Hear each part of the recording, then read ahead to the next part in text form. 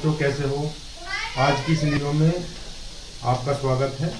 आज हम आपको समांतर चतुर्भुज के गुण के बारे में बताएंगे, यानी कि प्रॉपर्टीज ऑफ द पैरेललोग्राम। माना ABCD एक समांतर चतुर्भुज है। ABCD एक समांतर चतुर्भुज है और AC और BD विकर्ण है जो एक दूसरे को बिंदु O पर काटते हैं और DL AB पर लंब है। तो समांतर चतुर्भुज की विशेषताएं। नंबर 1, समांतर चतुर्भुज की सम्मुख भुजाएं बराबर और समांतर होती हैं।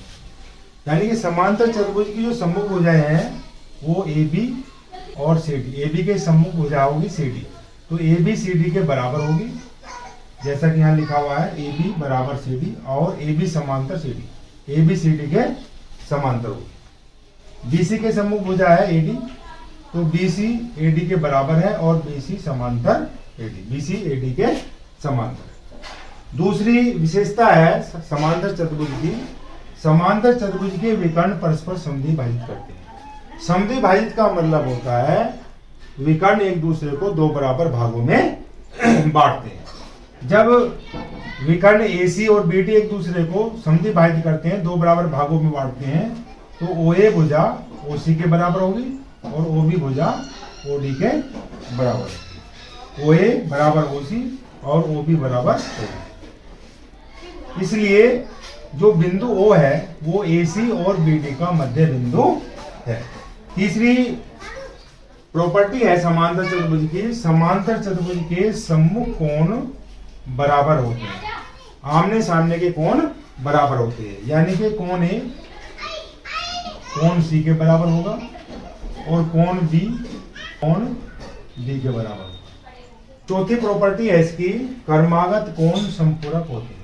यानी कर्मागत कोण कौन से होते हैं? जैसे कोण A और B, ये दोनों कोण कर्मागत हैं। ऐसे ही B और C कर्मागत हैं, C और D ये दोनों कर्मागत हो गए, B और D। तो ये संपूरक होते हैं। संपूरक का मतलब होता है जिन दो कोणों का जोड़ 180 अंश के बराबर होता है। तो इसलिए कोण A जमा B बराबर B जमा C बराबर C जमा D और बराबर D जमा A बराबर पांचवी प्रॉपर्टी है समांतर चतुर्भुज का क्षेत्रफल। समांतर चतुर्भुज का जो क्षेत्रफल होता है आधार गुना संगत शीर्ष लंब।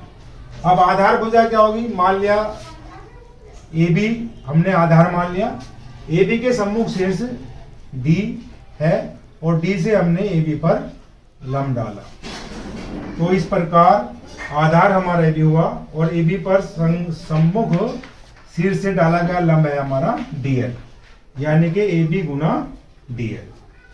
छठी प्रॉपर्टी है समांतर चतुर्भुज की, समांतर चतुर्भुज का परिमाप। समांतर चतुर्भुज के परिमाप से मतलब होता है समांतर चतुर्भुज की चारों भुजाओं का योग।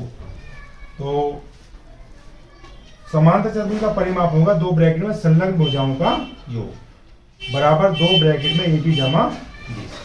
अगर आपको हमारी आज की ये वीडियो अच्छी लगी है तो आप हमारी इस वीडियो को लाइक करें तथा ज़्यादा से ज़्यादा शेयर करें और चैनल को सब्सक्राइब करें। Thank you.